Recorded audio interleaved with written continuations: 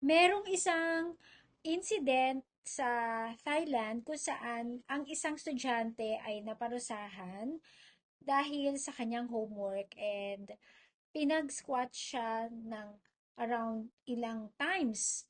So, nagkaroon siya, naka-experience siya ng masakit na yung legs niya at umiihi siya ng may kasamang dugo. Yes, it's true na pwede talagang mangyari yan. Ito yung tinatawag nating rhabdomyolysis. Kung saan yung muscles mo sa legs ay nagre-release ng toxins na nakakasira sa kidneys. Kaya nagkakaroon ng acute renal failure. At nagmamanifesto sa pamamagitan ng paglabas ng ihi mo na may dugo at konti lang yung iniihi mo.